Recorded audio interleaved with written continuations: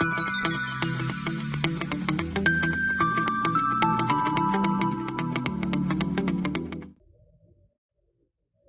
everyone, welcome to the video tutorial series of the operating system. I am your instructor Varshata. Let's start our lecture series. So at the end of this video, you will be able to learn about the deadlock detection. In last lecture, we have learned about the deadlock avoidance. In that, we have seen the safe state, then what is unsafe state, and then we have seen the Banker's algorithm, and we have seen the two different examples with Banker's algorithm for multiple resource and for the single resource. So today we will discuss about how we can detect the deadlock. So here in this approach, the operating system does not apply any mechanism to avoid or prevent the deadlock. Okay, in deadlock detection, operating system will not apply any mechanism to avoid and to prevent the deadlock. Therefore, the system consider that the deadlock will definitely occur. Okay, so deadlock will definitely occur, and if the deadlock will occur, we will try to detect the deadlock.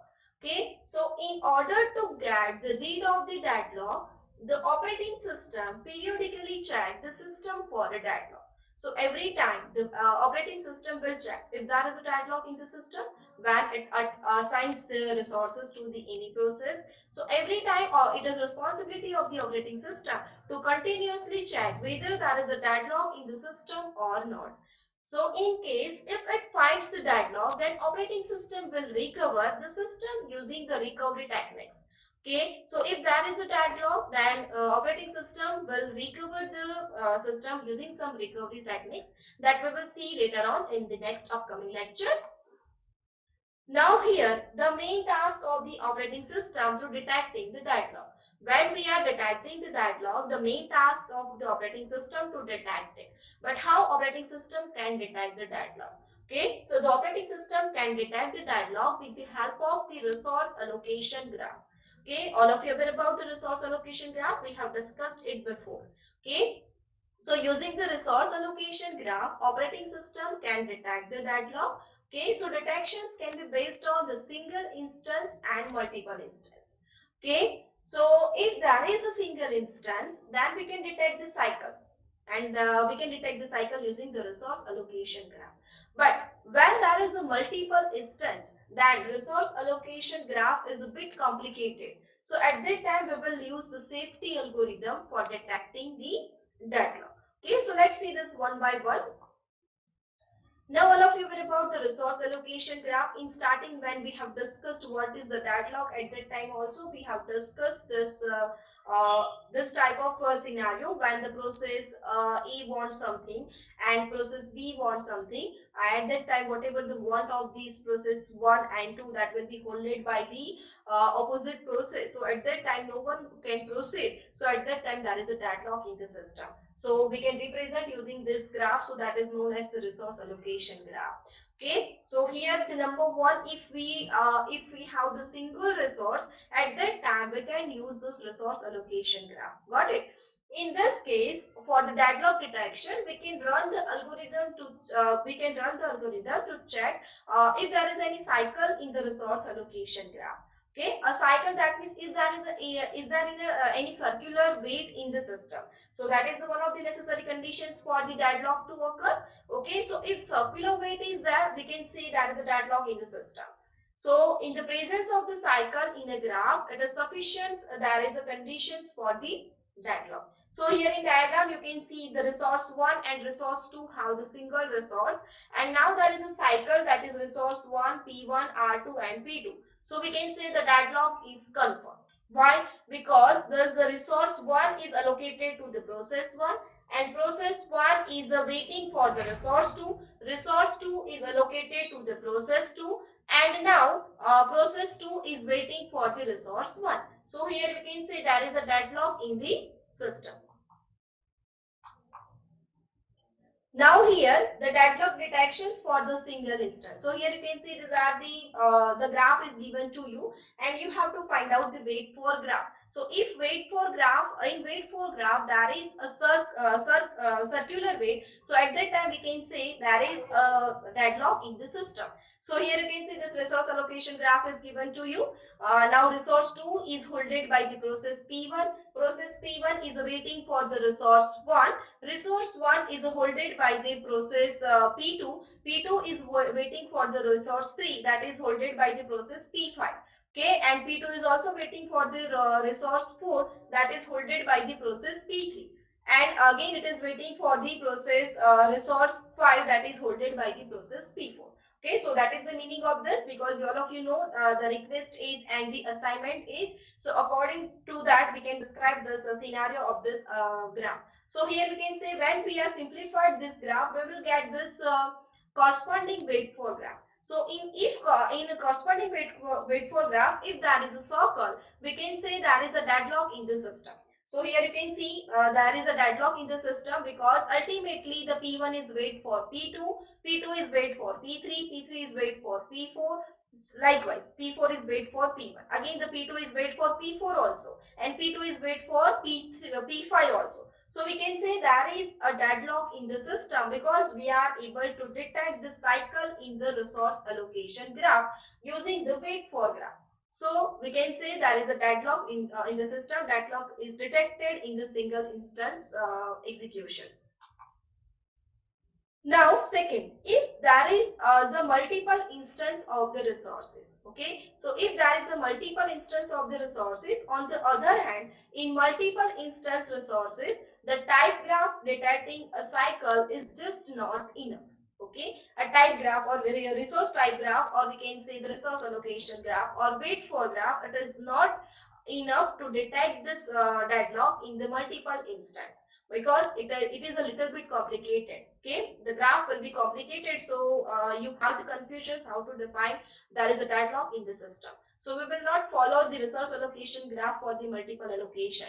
So we have to apply the safety algorithm on the system by converting the resource allocation graph into the allocation matrix and request matrix. As we have seen in the last lecture, we have seen the allocation matrix as well as the request matrix.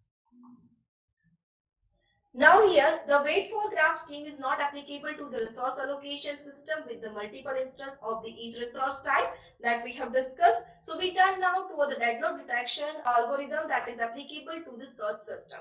So deadlock detection algorithm, that is one type of safety algorithm that we can assign for the multiple instance executions. The algorithm employs the several time varying data structure that are similar to those that is used in the Banker's algorithm.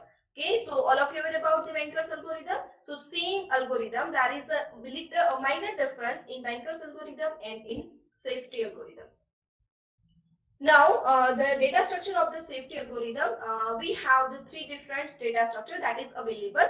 Available, that means what? A vector of the length m indicates the number of the available resources of each type. So that means the resources that is assigned and the resources that is free. Okay, so now the whatever the resources are free, that is known as the available resources. Allocation, whatever the resources assigned to the particular process, that is known as the allocation resources. So here you can say an m cross n matrix defines the numbers of resources of each type that is currently allocated to the each process, that is known as the allocation. Okay, now next is the request. So an m cross n matrix indicates that the current request of each process. So if request of ij equals k, then process pi is the requesting the k more instance of the resource type rj. So this is the meaning of this request ij. Okay, if request ij is equal to k, then we can say the process pi. Okay, for example, process p1 wants the three resources of the any resource type. So here process P1 is requesting 3 more instances of the resource type G. Got it? So this is the meaning of this. So 3 data structures we use: available, allocation and request. In last Banker's algorithm we used max data structure also.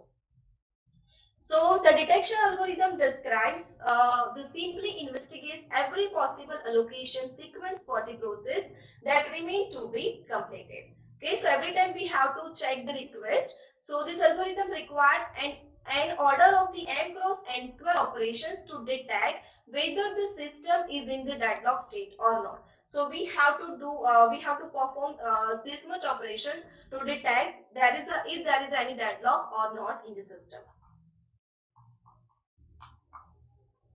Now here you can say this is the algorithm that is known as the safety algorithm. In exam, it may be asked that explain the safety algorithm. Then you have to define the steps. Explain the banker's algorithm. Then you have to define the steps that we have seen in last lecture. And it may be asked that explain the resource and request algorithm. These three algorithms are the different. So mind it. Now here in the step 1, let walk and finish with the vector of the length m and n. Okay, so let walk and finish with the vector of the length m and n respectively. So initialize the walk is equal to available. So total available resources will be initialized to the walk. Now for I is equal to 0 to n minus 1. If allocation is not equal to 0, then finish of I is equal to false. Okay, if allocation is not equal to 0, then finish of I is equal to false. Otherwise, finish is equal to true. Got it? Okay, so if there is any allocations for any process, that means the process has not completed its task till now. And if the allocations of particular process is 0, that means process has completed its task. Now for the second step, in the second step, find and index I such that both finish of I is equal to false and request is less than equal to 1. Okay, so here there is a minor difference in the steps. So finish of I is equal to false. That means the process still don't have completed its task, and the request that is coming from that particular process is less than or equal to 1. So less than equal to 1, that means less than or equal to available resources. Okay, if no such I exists, then go to step 4. If no such I exists, that means if no any process have any extra request, then we directly move to the step 4. Okay, and if such I exists, then we will jump to the step 3. So work is equal to work plus allocation. That means what? Process has assigned the resources that is available, that is a request from that particular process. Okay, so that request will be fulfilled, and now process will release all the resources. So whatever the resources holded by the process will become free now. So work is equal to work plus allocation.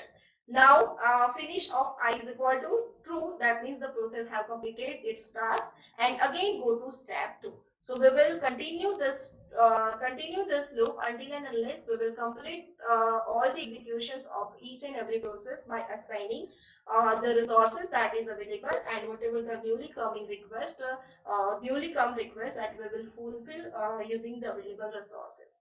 Okay, so when need of each and every process will become 0, we will come out from this algorithm. Got it? So this is what the safety algorithm for each and every process. Now, this is an illustrative example. We will not discuss in detail, but just see the scenario. Here in this example, we consider the system with the 5 processes, that is P0 to P4, and the 3 resources type, that is A, B, and C. Okay, resource type A has the 7 instance, resource type B has 2 instance, and resource type C has the 6 instance. Suppose that at the time 0, we have the following resource allocations. Okay, so from the total resources, we have this allocation matrix, and here that is a request matrix. And when we will complete its execution, okay, in last lecture we have discussed this. So same way, if we will fulfill this execution, so if you will fulfill these executions by assigning each and every request, so we will complete its P0, P2, P3 and P1 and P4 in safe sequence. So we have P0, P2, P3, P1 and P4 as a safe sequence, and we can complete its execution. So in exam it may be asked that define the safe sequence. So every time you have to define this safe sequence, in which order you are executing the processes. That sequence you have to mention. Okay. So here this is the safe sequence. But suppose now the process P2 makes one additional request for the instance of the type C. So the request matrix is changed. So here request of the P2 now becomes 0, 0, 1. In last it is the for request for process P2, it is 000. Here you can see. Okay, so here you can see it is 000, and now it become 001. So what will happen? So we claim that the system is now deadlock state. Although we can reclaim the resources held by the process P0, the number of available resources is not sufficient to fulfill the request of the other processes. So we can say thus a deadlock exists consisting the process P1, P2, P3 and P4, because we are not able to fulfill the needs of the resource needs of the requesters. So we can say there is a deadlock in the system. So such type of examples also asked in the exam. First you have to define the safe sequence, and then it is given to you if there is a request from this particular process. Then again you have to check same way that we have discussed in the last lecture. And if we are not able to find out the safe sequence, then we can say there is a deadlock in the system. Got it? So like this way we can detect the deadlock. So in this video, we have learned about the deadlock detections. Okay, in deadlock detection, we have seen the two scenarios. If single instance is there, then what we will do? If single instance is there, we will just check using the resource allocation graph. And if multiple instances there, then we have to follow the safety algorithms. In using the safety algorithm, that is, it is same as the banker's algorithm. You have to follow the same steps according to the safety algorithms, according to the banker's algorithm. Got it? And just you have to define if newly request is there and we are able to assign that request or not. Got it? So this is the deadlock detection. In next lecture, we will continue with the deadlock recovery. Okay. So thank you for watching. We will meet in the next lecture. Thank you.